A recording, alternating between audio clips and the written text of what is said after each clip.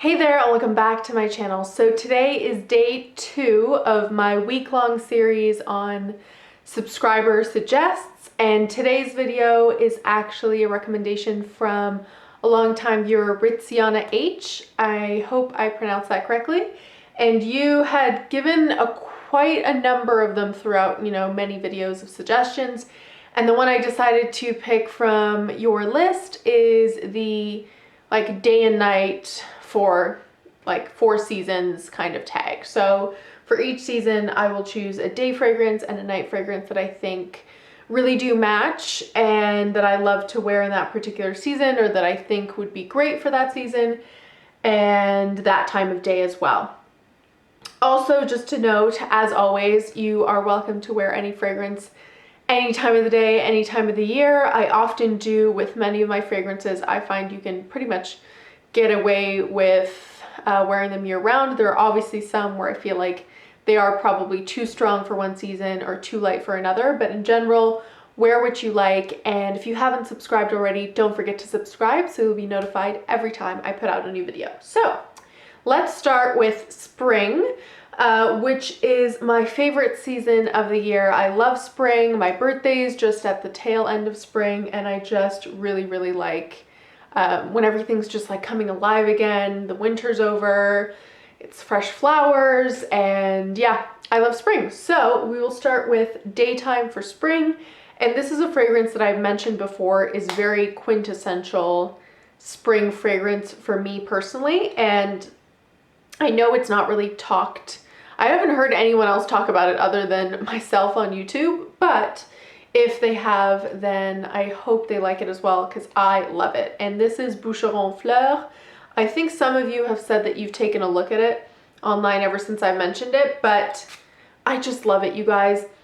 This is a very watery, slightly fruity floral, and I feel like for spring, I want things to be floral, I want them to be fresh, and especially for the daytime, this just screams spring for me. It screams like dew on flowers, fresh, like green, I don't know, like the green earth. And even though it's not like a green fragrance, it just smells like rejuvenating, honestly, and very watery, but not aquatic where it can get murky or salty or sea salty. It's not anything like that. It's just a really beautiful, watery, fresh, slightly fruity, as I mentioned, floral. And I think it's really beautiful. It's super inexpensive to pick up. You won't really smell like many other people out there other than me, perhaps, because it's not super well known. It's not really a popular fragrance, but I think it's really beautiful. And this was the easiest one out of the entire 8 / 9 fragrances that I'm going to go through. This is the first one that I 100% knew. Spring, daytime, it has to be Boucheron Fleurs. And yeah, I love it. So then we get to spring, nighttime. And this one I really went back and forth with so many fragrances, because there's definitely florals that I feel like scream spring to me, but I wanted something that was slightly warmer and slightly more even like powdery, or just like warmer, not so fresh and floral, or very I don't want it to be green in any way, because spring, nighttime at spring, at least where I live, is still quite cold. And actually most of our spring is still quite cold. So I definitely wanted something warmer, especially when the sun goes down. I find we're still wearing coats, sometimes, gloves and scarves and hats and stuff. I guess it depends on where you live, but I wanted to go with something a little warmer. So I chose Les Sons de Guerlain. This is the eau de parfum. I have not worn this in a minute, you guys, but I just, for this video, pulled it out, and it's beautiful. I think it does a really good job of being kind of floral and sweet enough where it's not like a deep, rich, dark fragrance that I would first associate with fall or winter or colder weather, but it is warm. It's warm, it's got some richness to it. It's not just like a baby powder fragrance. It's not just like talc or rice powder smelling. It's got some heart to it. So I feel like it'd be that perfect transition fragrance where you have something lighter and more watery for the daytime, and then when things really cool down, maybe you're going out on a date fragrance. I feel like this is a really cozy, and in that way, sexy date fragrance. I think it'd be beautiful, very feminine. And yeah, I love this. So I've not worn this in a while. I wore it when I first got it quite a bit, as you can see, but I need to be better about wearing this because I feel like this is honestly a fragrance you can wear year round, but out of all the ones I was considering for spring nighttime, this is the one that I decided to go with. And yeah, definitely recommend. And now we move on to summer. So we'll start with Summer Day, and this is the only one where I kind of cheated. Not really, but also very much so because I had to pick two, only because they're both minis slash decants. One is really hard to find, one is very expensive, so I just wanted to give you kind of both, and then you can pick what you want your vibe to be. So the first one is the super inexpensive but discontinued and hard to find one, and this is Butter Paradise by Physicians Formula. It's an eau de toilette. The lengths I went to find this in Canada were insane, and because I went through such a crazy search, I actually have a backup of this as well, and I've actually used a lot of it. At first I was just kind of like savoring and saving it, but I've gotten in the mindset now, and I mentioned in one of my other videos where I'm just, ever since this whole crazy 2020 began, I've just gotten in the mindset where if you love something, you should wear it and use it, because you never know what's gonna happen, and you should use the things you love. So all that to say is I love this. If you've ever used the Butter face products, makeup products by Physicians Formula, then you'll know the scent because it's very, very close to that scent. I still think the makeup products smell a little bit better than the fragrance. This is a little more sharp, whereas the makeup products are a little more creamy. But in general, oh, it's stunning. I'm actually gonna put some on today, and I just love it. It's very beachy and tropical and fruity, but in a creamy kind of way, and I really, really like it. For a fruity fragrance, this is incredible. It's not super long lasting, but it's an eau de toilette, and honestly, this wasn't like, Physicians Formula isn't a fragrance house. They're a drugstore makeup brand that just happened to create this because so many people love that scent. So love this. I don't really think this is readily available anymore, maybe in the States and maybe on the website, but for Canada as well, I know it's not. It used to be in stores for a little bit, and now I haven't seen it in a long time. So love that. On the other opposite side of the spectrum, very expensive, but readily available if you're willing to shell out the price.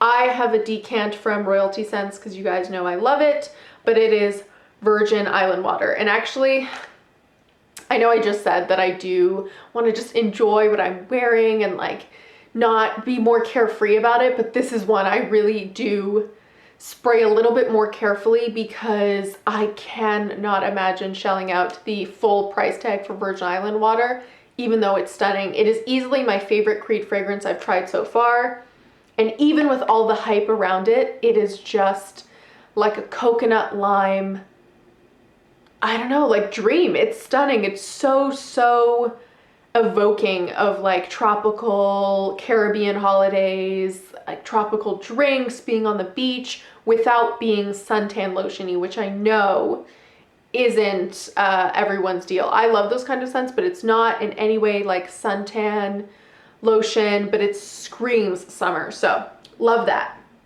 Now, no more cheating, and we get into Summer Nights. And for me, this is actually a fragrance that I've recently added to my collection, and I wouldn't have imagined to love it so much, but it is Michael Kors Wanderlust Sublime, and you guys, it's so beautiful. I remember when I smelled it, and I don't know if I said it in the video where I was hauling it and kind of giving my blind buy first impressions, but after having worn it a couple times, I knew that there was a touch of this that was reminding me of something, and I should have brought it out, but I didn't. It reminds me very little, but still, of Togetherness. I think that's what it's called, by Hollister, which is my favorite Hollister fragrance. It's It's been discontinued for a very long time. It's in like a white cubed bottle. I should have brought it out, but it's in a different room. And I really, really love that. It's an incredible fragrance. I just love how fresh and clean it is. And the cleanness of this is reminiscent of Togetherness, but there is more to this one. And I just love this. It reminds me of like warm summer nights by the beach. Again, it's very beachy, but not necessarily suntan lotiony. Slightly citrusy, slightly floral, and it's just really nice. Even the bottle, like, it reminds me of summer nights, having suntan skin. And yeah, especially I feel like if I were to go back to Spain, which if you guys have been watching for a while, you know I used to live there. I love Spain. This is a fragrance I would take with me to like a beachside town and wear at night, because it's like sultry and sexy but super summery and really, really beautiful. And I think it'd be perfect for summer nights. And I've enjoyed wearing it this summer at nighttime, albeit not on a beautiful beach, but love that. Then we get into fall. So now we're getting into deeper, richer scents, fragrances that have a kick to them, that aren't so tropical, not so extremely floral. And if they are floral, then they're not, you know, like watery or airy, that they really have some heart to them. So my fall pick for daytime, I went with Narciso Rouge by Narciso Rodriguez. And this is powdery, but with a kick. And I know there are people that don't like this, but this is very warm. It's got a little bit of like pepperiness to it. Not that much, because I'm not a huge fan of pepper. But it's just got like a kick to it. It's got a spice to it without being spicy. It's got a peppery kick to it without being peppery. And it's definitely got that beautiful Narciso Rodriguez musk, which I have really come to love. So I feel like this is great for that transitional time. As summer's ending, the days are getting cooler. You might want something a little more warmer as a fragrance, a little sexier, but it's still daytime appropriate. I feel like this can easily go into night, but for the fall and winter, I really did go with stronger scents. And this is just the lighter of the two. And when I get to the nighttime fragrance, this is more, because of that powdery muskiness, I feel like it's a little more daytime appropriate. And when we get to the night one, you'll see that it's a lot more sexy, coffee, gourmand. So love that. And that is my fall time morning pick. And then we will get to the fall night, and I was trying a bunch of my fragrances and I decided to pull this one out. I haven't talked about it in a while, but I think it'd be great for nighttime fall dates as the leaves are changing. This is Black Opium by Yves Saint Laurent. I'm sure many of you have this and love it. It's nice. I mean, it's definitely one that is well loved and slightly mass appealing. And kind of, for many people, I guess, maybe a little bit overdone. But what I will say is, even though I own this, I won't wear it for a long period of time, and then I'll pull it out and it's actually nice. And even though it's super mass appealing and very popular, it is nice to pull out every once in a while, and it's undeniably sexy and rich. And yeah, it's like a very, I could see like the popular girl in school. Like if you were younger, or if you're still in school, the popular girl in school really liking to like wear this. It's not anything hugely groundbreaking, but I think it'd be perfect for fall time.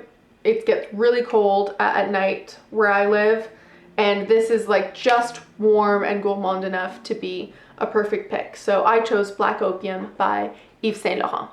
And then finally we get to the winter picks. So my winter daytime pick and actually the nighttime pick were kind of easier to pick, definitely easier than fall. I had a hard time picking fragrances for fall, but honestly, fall is my least favorite season. And I know that's controversial because I feel like everyone on the internet and in real life adore fall, but to me it's just, it like reminds me of everything's like dying and the leaves are all changing. I'm not a huge fan of like fall scented things like pumpkin or pumpkin spice, so it's just not my favorite. But winter, while colder, I had an easier time picking, and for a daytime scent, and I cannot wait to wear this in the winter, is Lady Vengeance by Juliette Has a Gun. It is like rosy but kind of tart.